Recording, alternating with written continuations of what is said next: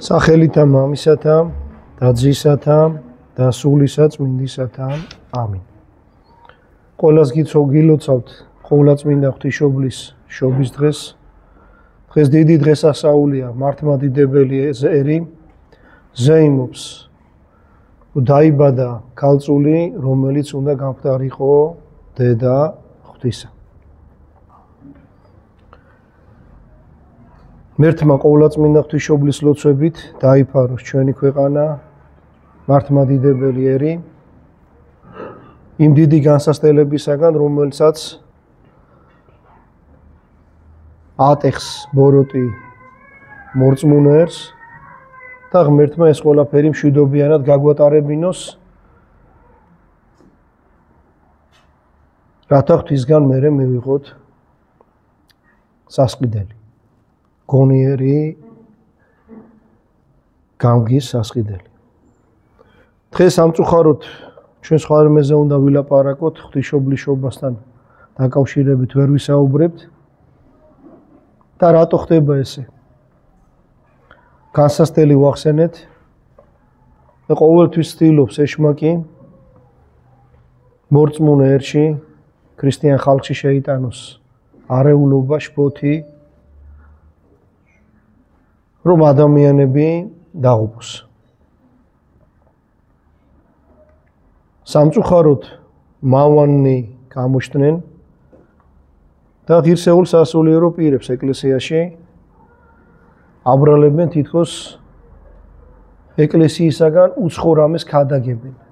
თითქოს მათ მოძღვრებაში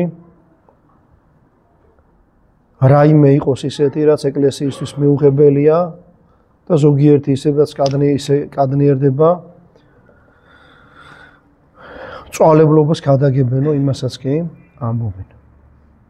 სწორედ ამიტომ დღეს მინდა წაგიკითხოთ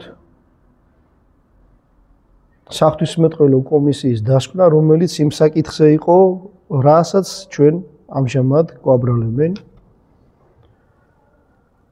2020 წელს ამ საკითხზე იყო კამათები.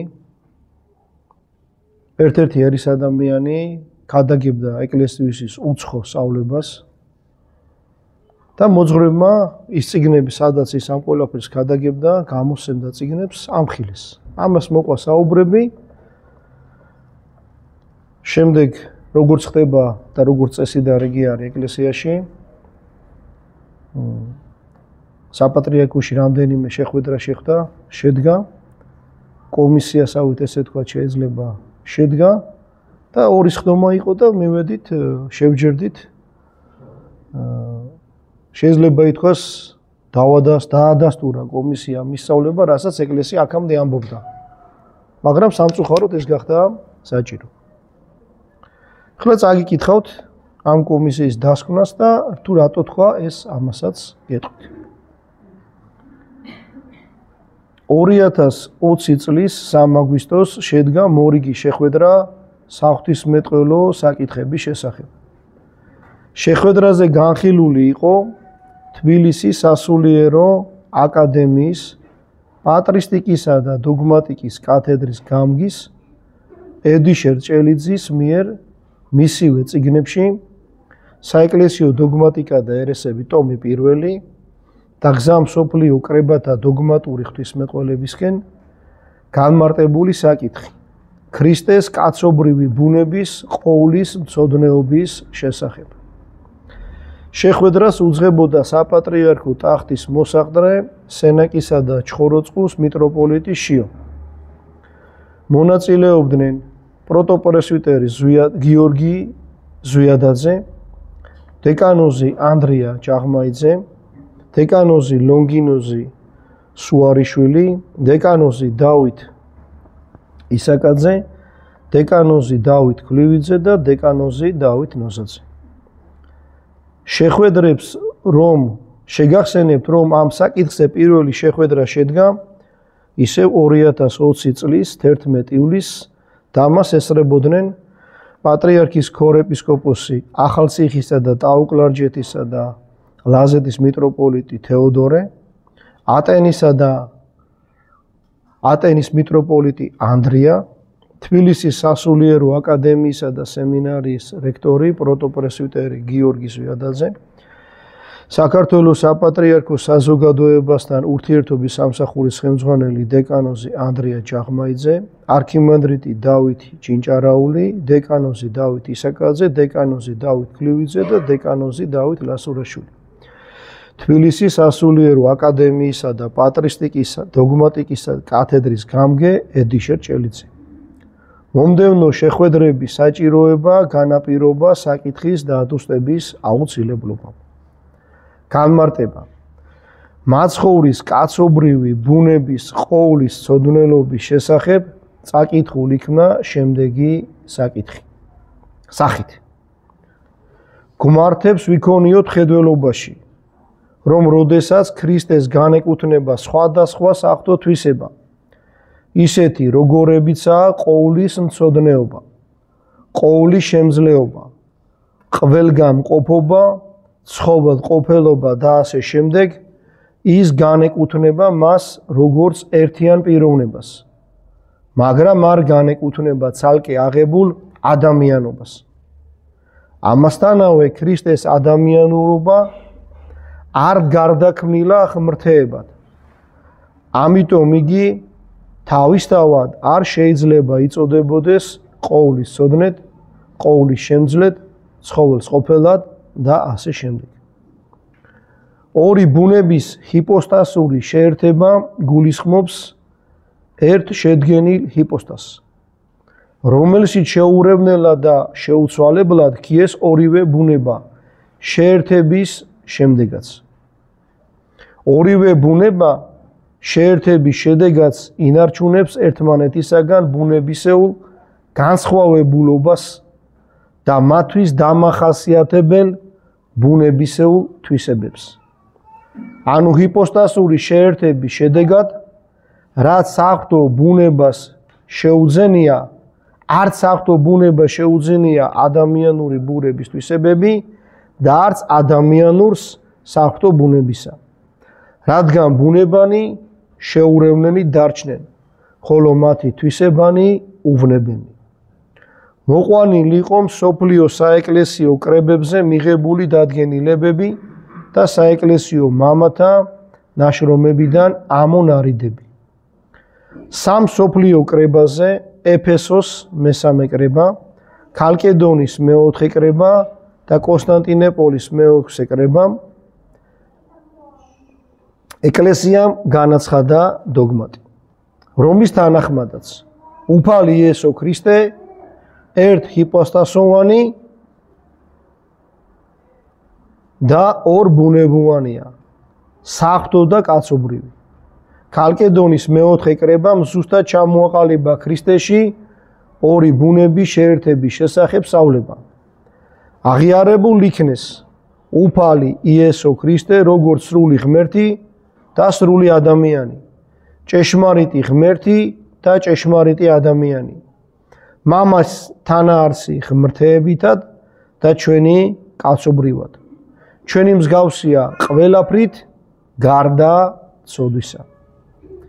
იმავე კრების მამები გვასწავლიან, რომ იესო ქრისტეში ორი ბუნება შეიცნობა შეურევნელად, უცვლელად, განუყოფელად და განუშორებლად.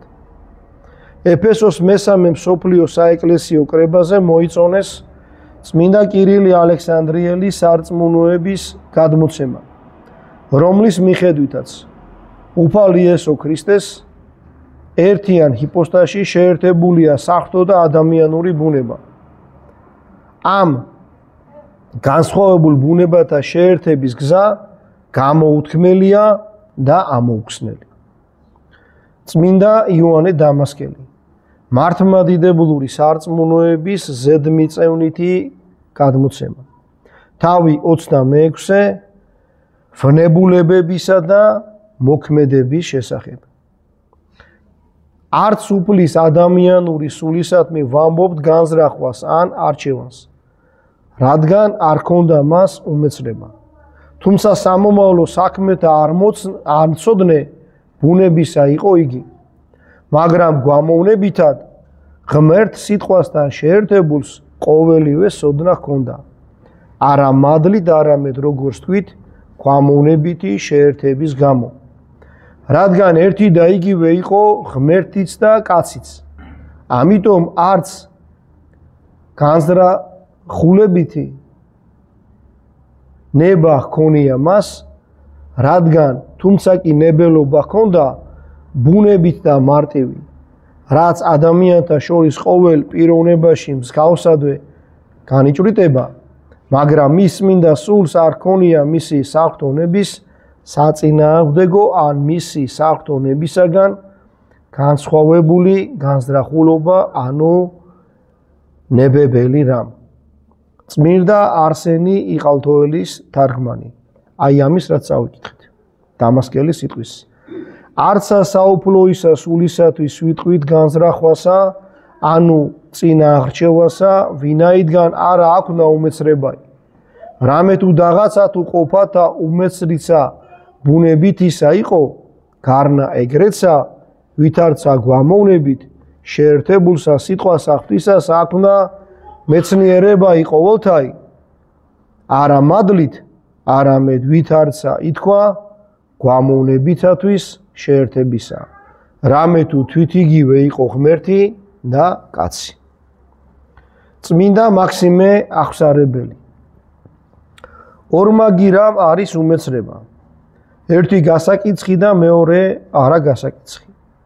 პირველი მათგანი ჩვენზეა დამოკიდებული, ხოლო მეორე ჩვენზე დამოკიდებული არ არის. ის რაც გასაკიცხია და ჩვენზეა დამოკიდებული, ესაა უმეცრება სათნოებისა და ღვთისმოსაობის შესახებ. ხოლო არა გასაკიცხია და ჩვენზე დამოკიდებული არ არის უმეცრება ყოველივე იმისა, რაც გვინდა რომ ვიცოდეთ, მაგრამ არ ვიცით. როგორც მაგალითად შორს მომხდართა ან სამომავლოდ მოსახდენი.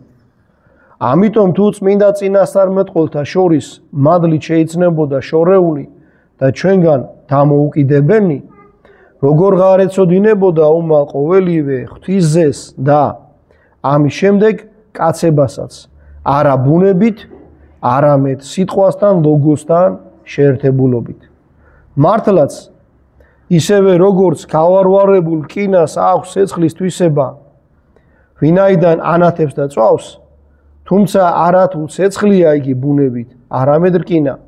მსგავსადვე უფლის კაცებამაც იმდენად რამდენადაც შეუერთდა იგი სიტყვას ლოგოს, ყოველივე იცოდა და ყოველივეს, რაც ღვთის შესაფერისია, თავის თავში გამოაჩინებდა.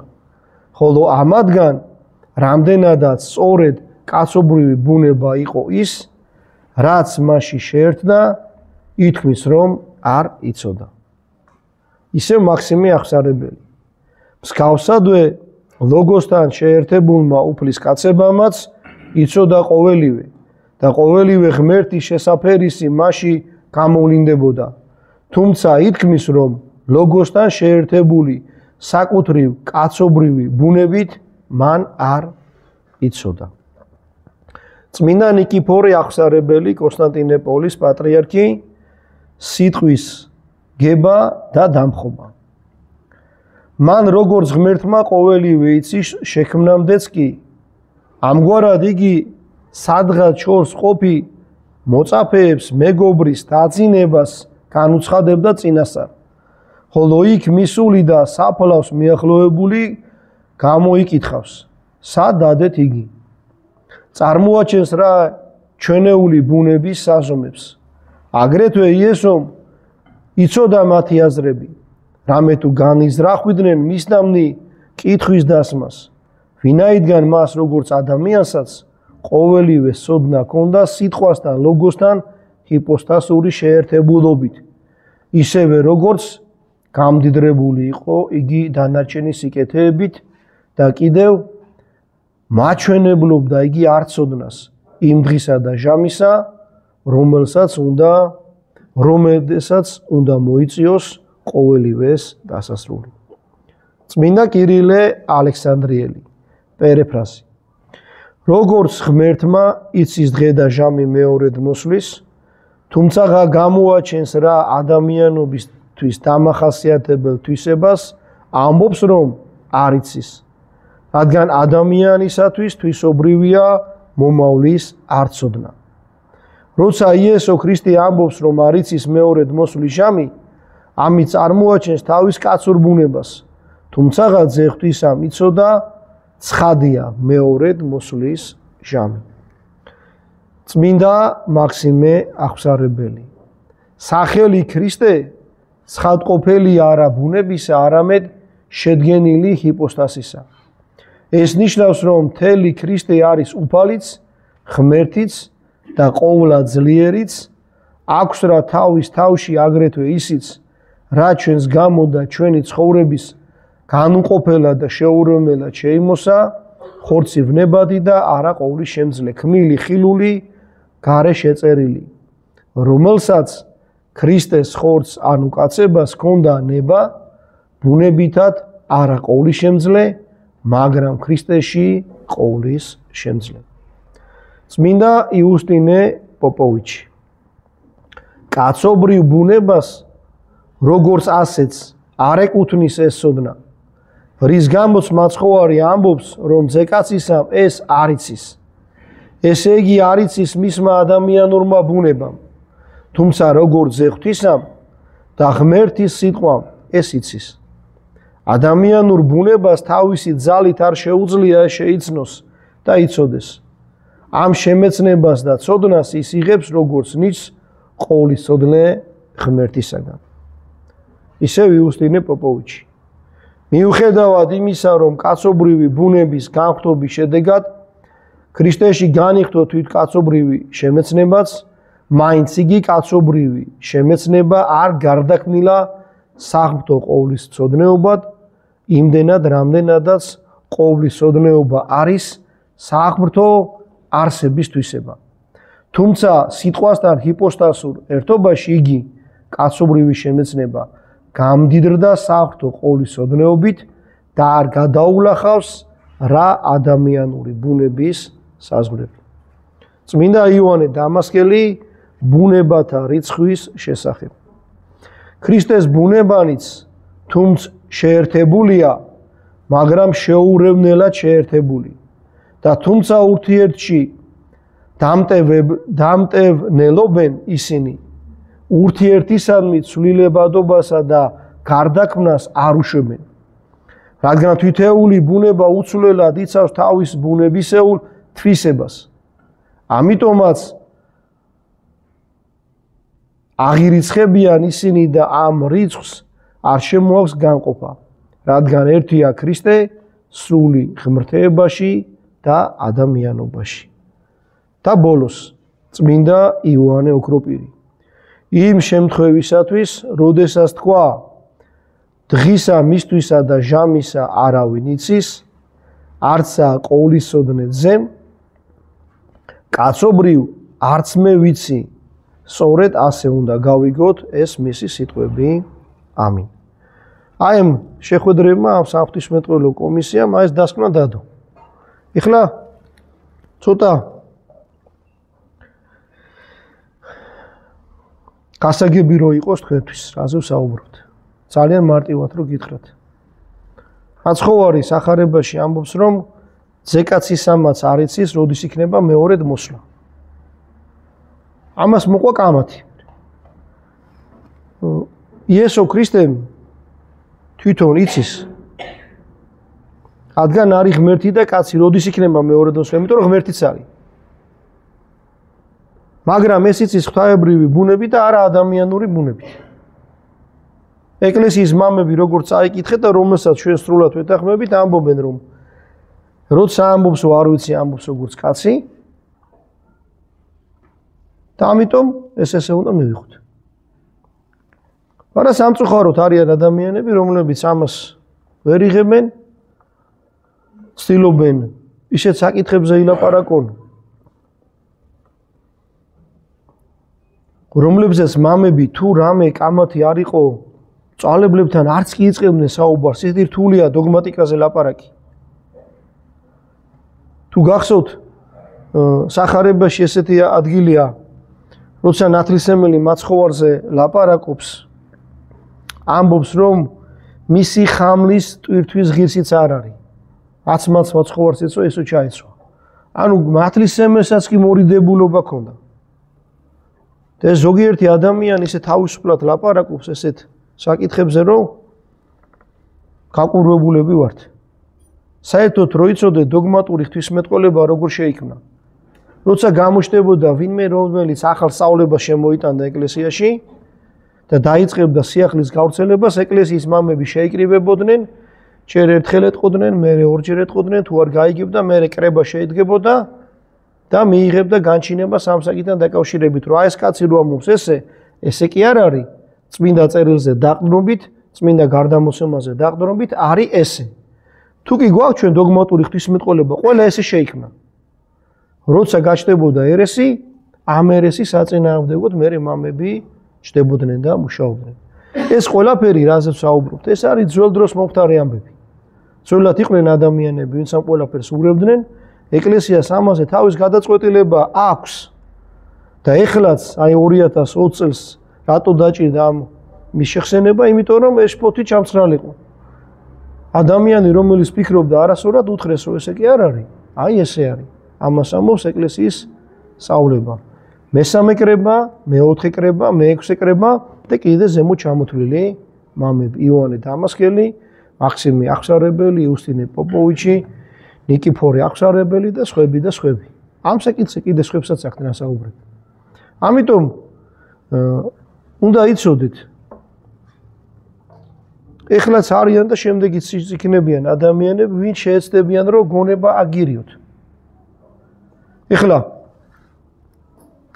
აი მოძღვარი გასავლით რაღაცას. ვიღაცა მოვადგეთოს ესე არ არის. და დაიწყებს ბრძნობას. ასეთ ადამიანებს ნუ მოусმეთ. ყურადღებით იყავით. წმინდა წერილში პირდაპირ წერია რომ მოვა დრო, როდესაც რჩეულებსაც კი აცდუნებს ეშმაკი. და ეშმაკმა რო არ გაცდუნოთ რჩეული ხალხი, ის ხალხი ვინც ხართ მართლმადიდებელი ქრისტიანები, ვინც არა მარტო სიტყვით ხართ, არამედ საქმით დადიხართ ტაძარში. ნანობთ თქვენ ცოდვებს, ცდილობთ გამოასწოროთ თქვენი ნაკლი, ამბობთ ხშირად აღსარებას, ლოცულობთ, მარხულობთ, თავშეკავებით ცხოვრობთ, ხშირად ეზიარებით, ცდილობთ რომ ეკლესიის სწავლებიდან არც სიტყვით გადაუხვიოთ, არც საქმით. უნდა ეცადოთ რომ კარგად გაერკვეთ ესეთ საკითხებში. მე სულ გეუბნებით ხოლმე რომ შეისწავლეთ თქვენი სარწმუნოება ღრმად. აიღეთ წიგნები და წაიკითხეთ. სხვა გზა არ არის. თუ დააკვირდებით, ვინც იცის ეკლესიის ისტორია, არ ვინც არ იცის, იმას შევეხსენებ. ყველა ის ადამიანი, ვისაც სწავლებრივი სწავლება შემოქონდა, იყო კარგი ორატორი. ისეთი მოლაპარაკე იყო, რომ ისე მიკიბავდა, მოკიბავდა ამ სათქმელს, ისე იტყოდა, რომ ადამიანებს ატყუებდა. ერთ-ერთი მათგანმა სიმღერებიც კი დაიწყო, რომ სიმღერებში ავრცელებდა თავის სწავლებას. რომ მერე ხალხს ჩაჯდომოდა მელოდიურად ეს და დარჩენოდათ გონებაში. ერთმა უშველოს იმ ადამიანებს, ვინც ეკლესიის სწავლებას არ ეთანხმებიან, ვინც ცდილობენ შფოთი შემოიტანონ, არეულობა შემოიტანონ ეკლესიაში, ჩვენი მოძღვრების ვალია, რომ ეს დასაწყისშივე ვამხილოთ. დლის მოვალეობა, როცა ხედავს, რომ რამე შემოდის ისეთი, რასაც შფოთი შეიძლება მოყვეს ეკლესიაში, თავიდანვე უნდა თქვას. და ნახეთ, ეს წესი არც მაშინ არ დარღვეულა 5 წლის წინ, არც დღეს არ ირღვევა. როცა გაჩნდა ასთა სხვადასხვაობა და ადამიანი უცხორამეს გადაგებდა, დლების ნაწილი მივიდნენ საპატრიარქოში, შეხვდნენ იქ ეპისკოპოსებს, იმჟელეს, მოიყვანეს ის ადამიანიც, შეიკრიბა ხალხი და დადეს დასკვნა. რომელიც მალდობა ღმერთს არის ისეთი, რომელსაც ჩვენ ყველანი ვეთანხმებით. ეკლესიის სწავლება ძველი რაც იყო, ისევ შეგვახსენეს. არ მინდა იფიქროთ, რომ რამე ახალი დაასკვნა კომისიამ, ან იმ მამებმა, იმ ეპისკოპოსებმა, ვინც შეკრებილი იყო, არა. ის რაც იყო ძველი, შეგვახსენეს და გვითხრეს, გამოგვიკრიბეს, გაბნეულეთ და აი ეს არის. ესე დაიმახსოვრეთ, ესე გქონდეთ გულში რწმენა. და ღმერთმა ჩვენ ყველას მოგწეს ამისი ძანა, რომ ამ რწმენით ვიცხოვროთ.